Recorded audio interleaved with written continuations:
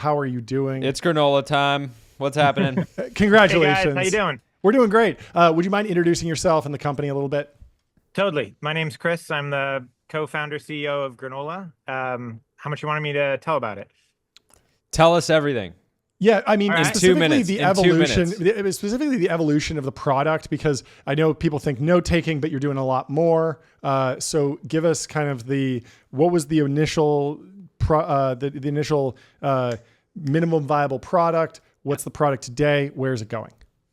Totally. So we launched Granola a little under a year ago, and Wow. the idea was the best way to take notes during meetings and to do that in collaboration with AI. So it's an app that lives on your Mac. It looks a lot like Apple Notes. You can take notes however you want, but it listens to the conversation in the background. And when the meeting's over, it'll like rewrite your notes to like flesh them out to make them great. Yeah, and that's the basic product. We tried to keep it super simple, really minimal. And I mean, I think that design resonated. I think we can talk about that, but I think there are a few things about the way we built that people really liked.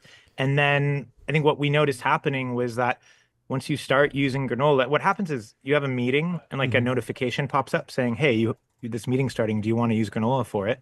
And once you start using Granola for lots of meetings, it kind of becomes this like searchable second brain repository thing. Like you can kind of be like, hey, what did that person say? And you kind of turn to it. And we noticed lots of users doing that. And then kind of the evolution, like what we launched today, is now you can do that across your team. So like now you can chat. We added a bunch of support for these great reasoning models, and you can chat across meetings across your whole team and ask questions. And it's a stepping stone towards like the bigger vision of where we're going. Yeah. But yeah. Tell me about search. Are you stuffing every Granola note into a vector database, or are you just doing a huge context window? What are the different strategies to actually surface insights? It's definitely evolving. What we found is like RAG, or like stuffing it into a vector database, is really good for certain types of like information lookup, like search. What it is terrible at is basically if you ask questions like, hey, like coach me, like how could I be better in my one-on-ones, right? Or when let's say you're trying to sell something, it's like, hey, when I get this type of question, like how good are my answers and how does that compare to the answers that other folks on my team give? Like RAG completely breaks with that. And what we find is people turn to Granola to ask a lot of these kind of analysis type questions, like, hey, what are the biggest burning fires, right, that I should be focused on, or something like that. And RAG's not suitable. So we actually make a lot of use of stuffing these massive context windows with the right transcripts and notes. What's the favorite context window to stuff? I know Gemini's got a big one, but they all have trade-offs. But llamas do the big bigger, ones scare more. you? No, the big ones scare me. OpenAI's context windows, perfect. We just today, starting today, we let users choose. Before that, it was, we do it. We have Everyone's going model agnostic. This is a trend, right? Yeah, I mean, Windsurf is model agnostic now. Who else were you saying? Harvey just went model agnostic. This seems to be the trend. Really drinking the commoditization Kool-Aid. Yeah, the product person in me I have mixed feelings about surfacing it to the user, because it's like one more thing a user has to think about, and your average person shouldn't have to think about. We should do the best thing. So it defaults to auto. So we try to choose the right model, which for a lot of it is like Sonic Claude 3.7, like the reasoning mode of it, because we find that for the type of queries that we're getting it works the best. But if you're a power user now, you can choose Gemini, O3, like whatever you want. Cool. I gotta ask, what was your reaction to Notion's launch yesterday?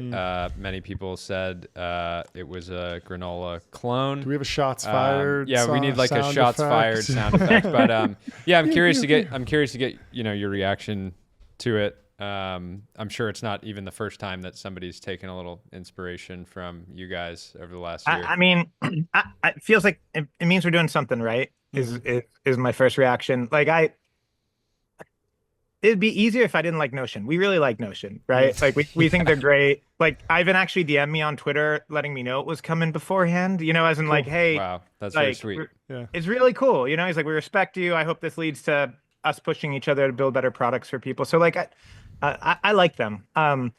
what it means for, I mean, I think the world changed overnight with Hmm. AI, and we're like 2% of the way there, figuring out like what does that mean in terms Yeah. of products and tools. And there's just a ton to build, right? I feel like Yeah. transcription from the beginning has always been a commodity, right? Everything is going to have transcription. So I think the question is, how do you go from what we have today to like a true AI assistant that kind of understands you Yeah. and helps you like be a thought partner and do most of the work you want to do? Yeah, it What And feels was like the it feels was like there's there? like three different like approaches to building a new AI enabled note taking app or something like that in this world. It's like yeah, a greenfield project with a startup that has a fresh, clean slate like you guys. There's Notion, which is like a well funded, scaled company, but still in founder mode, can still like, we saw this with like Figma, roll a bunch of new features in, move still pretty agilely, compete. And then there's the hyperscalers, which are just like, we have a monopoly and yeah, it might take us 10 years to add this feature, but you're probably still going to be using an iPhone. So yeah, expect Apple Notes to get an update in 2035 or something like that. But Yeah. I'm interested to know kind of like, do you see the market that way, and how are you thinking about the broader competition? Because I imagine that if you just look at the overall like people taking notes, Apple Notes is probably still the number one product yeah, or something yeah, like that's it, right. or Notepad. And so maybe that's the real opportunity, and you and Notion can both win. Yeah, I think it's an interesting question. It okay, so one angle is like I think we underestimate ju you remember when mobile came out Yeah, and everyone tried to port websites to mobile to the iPhone, and like it took us a little while to figure out that that doesn't work and that mobile apps should look really different. yeah, I think the jump from mobile to so from web to mobile is a fraction of the jump of like pre-AI to post-AI. that sounds So right. like I really think the future is going to look very different. I think, and in a very different future, I think the products that are kind of like invented in that new medium tend to do better. You know, that doesn't mean like the massive companies won't be able to add really cool AI features, but if you think about the AI features you use on a daily basis, how many of them were launched by startups, Hmm. you know, that came out in the last 2 years versus how many of them were launched by big companies? Like it's like an interesting assessment to do. So Yeah, like the way I see it is like there's a ton of opportunity. I really think like when Sam and I started Granola, it wasn't a our vision was never meeting notes. Our vision was to be yeah, like a tool for thought that is contextually aware and AI powered. Like from the, you know, you can see the stuff that we wrote before launch. And meeting notes just turned out to be a freaking awesome wedge. Like we thought it would totally. be a good wedge. Turned out it's an amazing wedge, way better than we thought. Because Yeah. there's like so much information in our conversations that we And don't is there like. also like a viral loop there where people are sharing their notes with each other onboarding, I imagine? Yeah, I mean, it like basically the granola product is nothing like there's no growth stuff built in. Like Mm. until today, it was like single player product. Oh, really? It's just something really, yeah. There's something super inherent about the information in meetings and Hmm. wanting to share that, right? Sure, Yeah. So like sure. it's all been like word of mouth until now. Yeah. I think But I there's imagine a I yeah, if I take notes in a meeting, I could share a static link, and we're not multiplayer in that, but I could share my notes, and then I'm seeing yeah. granola.com, and I'm That's just true. like, Yeah, okay, yeah.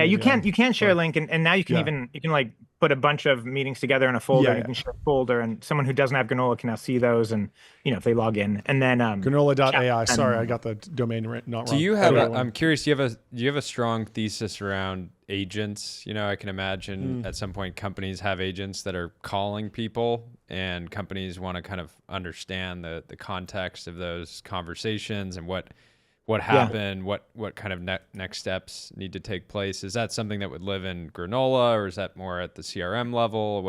What's your theory there? Oh man. I mean I think the you mentioned CRM. I think the product categories that we've had for the last 20 years, whether it's like, okay, you have like a wiki company, you have a CRM, you have like your docs company, I think those are all going to get redrawn. Because I think in an AI world, it's all about context, right? And then how do you make use of that context to do work? So Yeah. yeah, if you have agents calling people, I don't think that's very different from other folks on your team calling people. And then how do you make that context useful? I think that could live in Granola. I also think agents are just one of those terms where I think we throw it around now, but we don't really, there's probably like 15 different things that today we are calling Yeah. agents that are going to be their own separate things. in the future. And it'll be really interesting to see how that evolves.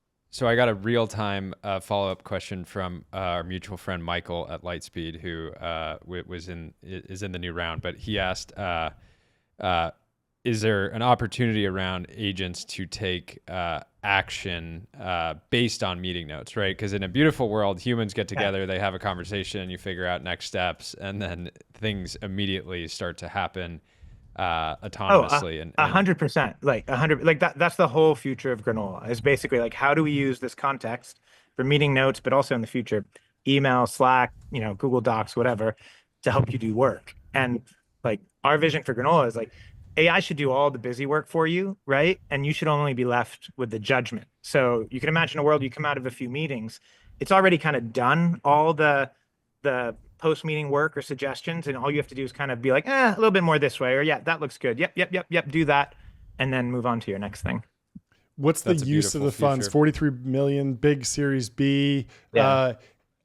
Is LLM inference a material cost to your business right now? Is it just hiring more engineers, product people? Doesn't seem like you're going to be training foundation models if you're moving to model agnostic, but what's the use of funds look like over the next 12 to 18 months? Yeah, I mean, like I said, I think we're like in this pivotal moment in history to build the future tooling of work. And it's a big vision, and we need to hire the best people in the world to go out and build that. And there's just a ton to build. So that's the primary use. LLM inference it costs money. Transcription actually costs more. So we transcribe millions of minutes a day right now. So that actually does cost some money, but people also pay for Granola. So like that, the funds are really like, can we go after this massive vision? That makes a ton of sense. And what's the dispersion of the team going to look like over the next couple of years? I know you're in London now. You are an American though. Yeah. What does it look like? Yeah. I mean, I think so when we launched Granola, we were 4 people. We're 18 people now. We're still tiny, right? But we got a great group of people here. So we're definitely going to grow the team in London, because I think there's a lot of talent, but our ambitions are global, right? So we're definitely going to be opening up more offices, probably in the US, probably multiple in the US, but all of that's TBD. Awesome. Very cool. Thank you so much for congrats coming on the milestone. Congratulations. And love to see Nat Friedman making some money. Size Lord. We love that. That's all right. Great having you on, Chris. Yeah, he's great. Thank you so much, guys. Yeah, Cheers. we'll talk to you soon.